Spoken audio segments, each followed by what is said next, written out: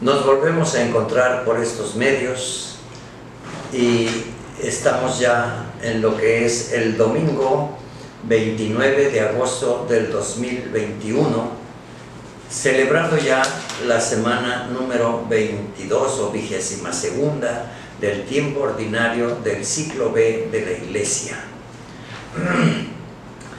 En esta ocasión, la Iglesia vuelve a retomar la lectura continua del Evangelio de San Marcos.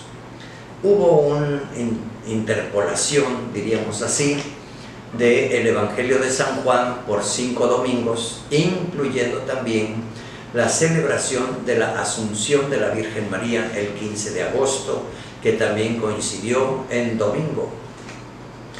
Pero retomando el Evangelio de San Marcos, debemos tal vez recordar un poquito que de qué nos venía hablando. Nos venía hablando el Evangelio de San Marcos del principio, diríamos así también, de las tareas de nuestro Señor Jesucristo. Nos estaba diciendo que fue a su tierra, ¿verdad?, donde entró a la sinagoga, y después nos estaba hablando de cómo envió a sus discípulos, a sus apóstoles también, ¿verdad?, en un grupo de 72 y el grupo de los 12 después. Nos viene diciendo de que los envió para preparar a todo Israel para cuando Él llegara a los pueblos. Y lo primero que Él ordenó fue cómo debería de caminar el apóstol o el discípulo para llevar una tarea muy concreta: comunicar la paz, atender a los enfermos o expulsar a los demonios. En una palabra, era ir buscando la liberación de las personas para que cuando Él llegue no hubiese tantas trabas. Una persona enferma difícilmente puede registrar la doctrina que nos trae nuestro Señor Jesucristo, porque está más atento a su persona y a su cuidado y a su salud que no a una tarea a la cual nos está invitando Jesucristo. Y si una persona está incluso dañada, ¿verdad?, por el demonio, que ahí teológicamente nos habla de cómo el demonio se había apoderado de la humanidad, y que precisamente tenemos que ir coordinando ambas situaciones, la salud de las personas y su liberación. Eso es una parte, pero no es solamente eso lo que nos va a hablar nuestro Señor Jesucristo. Dice el mismo Evangelio de San Marcos que cuando los discípulos fueron a desarrollar todas estas tareas, la gente iba tras ellos, iba atrás de Jesús, eran multitudes, ¿verdad? El Señor cruzó incluso el lago de Cafarnaúm y de todos modos la gente iba corriendo para encontrarse con ellos. Eso hablaba de una gran necesidad, las grandes necesidades que tiene el pueblo de Dios y que tiene todo pueblo y toda criatura humana. Hay muchísimas necesidades, y cuando se habla, por ejemplo, de curar a los enfermos, no, hombre, la gente viene porque todos estamos enfermos de una o de otra manera, y todos estamos buscando a Dios, y todos tenemos la necesidad de ser escuchados por Dios y de recibir no solamente una palabra de consuelo, sino sobre todo una liberación interior y la paz, la tranquilidad, la felicidad, decimos en otras formas. Y por lo mismo las multitudes corrían, ¿verdad? Era tal el cúmulo de gentes que nuestro Señor Jesucristo les dijo: vengan conmigo a un lugar apartado, porque era tanta la gente que no los dejaba ni siquiera comer. Ahí nos quedamos, ¿verdad? Y nuestro Señor Jesucristo, caminando también con sus apóstoles, nos dice que enviaron, así vamos a decirlo ahora, enviaron como una comisión entre los fariseos, ¿verdad?, para que fueran a ver a Jesús, y los habían mandado desde Jerusalén. Los fariseos estaban incómodos, inconformes con Jesucristo, porque toda la gente andaba buscando a Jesucristo y a los apóstoles. En ello, los fariseos se llenaron de cierta envidia, vamos a decir eso también, ¿verdad? Se llenaron de una envidia, que estaban inconformes con las tareas de Jesucristo. Ellos mismos no entendían de lo que hablaba Jesucristo, pero ellos se sentían, ¿verdad?, como decimos, los amos y señores de todas las estructuras sociales y políticas de aquel tiempo, incluyendo las situaciones políticas en relación con Roma y todo lo que era el marcar leyes, ¿verdad?, para el pueblo, para que no se les saliera, diríamos, de orden. Cuando Jesucristo empezó a predicar y a anunciar el Evangelio, pues haga de cuenta que los fariseos sintieron que se les escapaba de las manos todo el orden social, y por eso andaban vigilando, diríamos, a Jesucristo, si hacía cosas en sábado, si predicaba algunas razones que no iban conforme a sus criterios, si hacía curaciones o qué sé yo.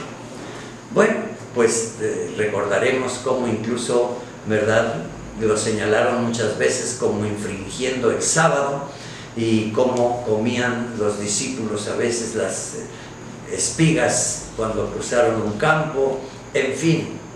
Lo que nos viene diciendo ahora el Evangelio de San Marcos es precisamente que aquella comisión enviada desde Jerusalén, los fariseos empezaron a observar a los discípulos de Jesús y empezaron a hablar acerca de lo que ellos hacían. Y lo primero que nos dice aquí es que comían con las manos impuras, es decir, sin habérselas lavado.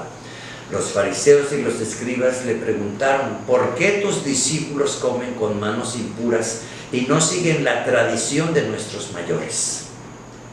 Un punto que nos hace detenernos un poquito, porque ¿cuántas leyes habría para ir rigiendo, diríamos así, las costumbres, las tradiciones o la moral del pueblo? Y se habían puesto un sinfín de normas, cosa verdaderamente a veces diríamos hasta le da risa, porque pues estaba normado lavarse las manos antes de comer hasta el codo, lavar los platos o las vasijas, lavar las verduras del mercado. En fin, había detalladamente un sinfín de cosas que si no las cumplías, ellos hacían observancias y seguramente, ¿verdad?, reprensiones a la gente o hasta multas, como diríamos ahora, porque estaban saliéndose de lo mandado en las leyes. A esto se le llaman las leyes secundarias. Las leyes secundarias, de las cuales en mucho nos habla el libro del Deuteronomio. Deuteros nomos significa eso, ¿verdad? Las leyes secundarias o las leyes después de la ley principal. Recordemos que la ley principal son los mandamientos que Dios le dio a Moisés en el Sinaí, y que de ahí se derivaban muchas formas de conducta y de exigencia para no salirse de lo que Dios estaba pidiendo a su pueblo, y cómo Dios mismo fue preparando a su pueblo desde la antigüedad para entrar a la tierra prometida, pero que a la llegada de Jesucristo los mandamientos siguen vigentes, ¿verdad?, y fundamentales, no solo para aquella ocasión cuando iban a entrar a la tierra prometida, que venían de regreso de la esclavitud de Egipto, sino que ahora nos prepara o nos da una visión al futuro, una visión hasta la vida eterna, una visión en primera para entrar y formar un pueblo nuevo, un pueblo elegido, al cual le llamamos la iglesia, es decir, la gran asamblea que brota por el Espíritu y a la luz de la palabra de la verdad. Un pueblo que entra por el bautismo y los sacramentos, decimos ahora. En ello tenemos pues que observar los mandamientos primeros y las leyes secundarias. En las leyes secundarias, nuestro Señor Jesucristo nos dice ahora que son mandamientos meramente humanos, ¿verdad? El ir detallando cada movimiento, incluso estaban hasta contados los pasos que podían dar en sábado, ¿no? El día del descanso, el Shabbat, recordando el Shabbat, que no es decir el sábado de nuestro calendario, eso es otra cosa, ¿no? El Shabbat era el descanso, el día dedicado al Señor, que cuando Cristo resucitó, ¿verdad?, lo tomamos como el primer día de la semana y le llamamos el día del Señor, que en latín se dijo Dies Domini, día del Señor, y abreviando por costumbre decimos domingo, primer día de la semana, día de la resurrección del Señor, domingo, brincándonos así del Antiguo Testamento al Nuevo Testamento. Todo eso es muy importante, hermanos, para no equivocarnos en la forma de leer la Sagrada Escritura. Los fariseos pues fueron a reclamarle a Jesucristo que sus discípulos comían con manos impuras y que no seguían la tradición, ¿verdad? Ya que los mismos fariseos y los judíos en general hacían todo ese ritual, diríamos, de higiene en el pueblo. Bueno, pues queridos hermanos, eso no está de más, ¿verdad? Guardar las normas de higiene. Pues nadie va a comer en un plato que ya está usado, o usar cucharas que otro ha usado, sin antes lavarlas y purificarlas, o traer la verdura del mercado y comérselas sin lavarlas. Pues todo eso son normas de higiene, pero no son los mandamientos dados por Dios, sino que es algo que todos debemos de observar, ¿no? Secretaría de Salubridad Pública. Cuando Jesús oyó todos esos reclamos, les recuerda con la misma escritura. Dice: qué bien profetizó Isaías sobre ustedes, y les llamó hipócritas. La hipocresía es dar una cara aparentemente muy buena de preocupación, ¿verdad? Para hacer algunas observancias, pero en el fondo hay otras intenciones. Jesucristo va entonces directamente a observar la intención que tienen los fariseos, o que puede tener cualquiera de nosotros, ¿verdad? Cuando aparentemente decimos cosas muy buenas, etcétera, pero en el fondo traemos otras intenciones. A eso se le llama hipocresía, ¿no? Venimos con cierto carácter, ¿verdad? Pero estamos escondiendo intenciones incluso malas. La hipocresía, dar una carita muy bonita, pero en el fondo estamos mal. Ya diría nuestro Señor Jesucristo en otro de los textos, ¿verdad? Parecen sepulcros muy bonitos por fuera, pulidos, blanqueados, ¿verdad? Pero por dentro hay podredumbre y gusanos y huesos y corrupción. Jesucristo, si hay algo que reprocha directamente y que no es tolerante, es con la hipocresía. Nadie debe de andarse enmascarando con cosas aparentemente buenas, y que los pobres, y que esto y que el otro y aquello, ¿no? Ya decía San Juan XXIII, el Papa del Concilio, y en su encíclica, que muchos levantan la bandera de los pobres para enmascarar sus malas intenciones, incluso politizando con la misma palabra de Dios. Eso es grave, muy grave, y finalmente el Señor nos pedirá cuentas. La hipocresía es algo verdaderamente condenable, escúchelo bien. Este pueblo me honra con los labios, pero su corazón está lejos de mí, les recuerda Jesucristo, citando, repito, al profeta Isaías. Por lo mismo es inútil el culto que me rinden, porque enseñan doctrinas que no son sino preceptos meramente humanos. Nuestro Señor Jesucristo les deja pues en claro, y sin acusarlos tan directamente, ¿verdad? No obstante que usa una palabra fuerte, hipócritas, ¿verdad? Sin embargo, les descubre sus malas intenciones. Ustedes no vienen para que se cumplan las leyes, ustedes vienen para perseguirme y para tener un argumento para acusarme más adelante. Ustedes son hipócritas. Ustedes dejan a un lado el mandamiento más importante, el mandamiento de Dios, que evidentemente es amar a Dios y al prójimo. es amar a Dios y al pueblo de Dios. Pero hay quienes no aman al pueblo de Dios y se jactan diciendo que aman a Dios. Cuidado con eso, porque en eso también está la falsedad y la hipocresía. Nadie ama a Dios y desprecia a su pueblo, ¿verdad? O desprecia al prójimo. Por eso, en esos dos mandamientos, como sintetizó Jesucristo, la ley y los profetas, ¿verdad? Amar a Dios sobre todas las cosas y al prójimo como a nosotros mismos. Bien, por eso nuestro Señor Jesucristo les aclara contundentemente: ustedes dejan a un lado el mandamiento de Dios para aferrarse a las tradiciones de los hombres. Pues todo eso hay que observar, no nada más seguir tradiciones o porque ahora está de moda esto o está de moda lo otro. Cuidado, porque también con eso nos salimos del huacal, como decimos, ¿verdad? Coloquialmente. No hay que salirse y debemos de ir en una observancia correcta de los mandamientos, pero no se cumplen los mandamientos si no crecemos en el amor. El amor es la regla suprema y no hay otra. Si vivimos sin amar, nada más cumplir por cumplir, también estamos fastidiando nuestra vida, porque muchos dicen: yo me he esforzado en hacer esto y lo otro, no me da resultado, etc. Sí, pero muchas veces es nada más por cumplir leyes o reglamentos, pero no ponemos la intención, no ponemos la voluntad, no ponemos la iluminación de la palabra de Dios en la verdad, y mucho menos ponemos el amor. Tenemos que caminar amando, amando, amando, y para amar necesitamos disciplinarnos. Sin eso no podemos hacer nada.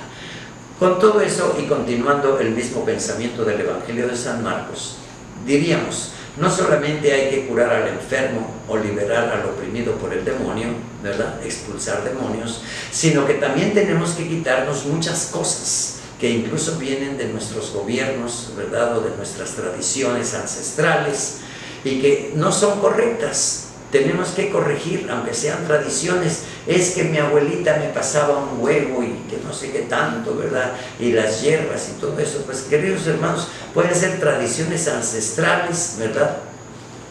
Como lo podemos ver en gentes incluso famosas, como María Sabina, ¿verdad? Que curaba o pretendía curar a través de los hongos alucinógenos, y venían hasta grandes personajes y artistas a buscar a María Sabina. Pues esos pueden ser tradiciones ancestrales y los podemos tener como un acervo cultural en cierta forma, conociendo la naturaleza, las hierbas, etcétera, sus propiedades, pero no podemos anteponer esas cosas mezclándolas con espiritismo, espiritualismo, las limpias, el control mental. Ahora vemos incluso, ¿verdad?, las metafísicas en distintos órdenes. En fin, una mezcolanza de ideas que solamente perturban verdaderamente la paz, el control mental y el New Age y el no sé cuántas cosas, ¿verdad? Ustedes mismos habrán escuchado en boca de mucha gente, ¿verdad?, las incluso tradiciones orientales, ¿no?,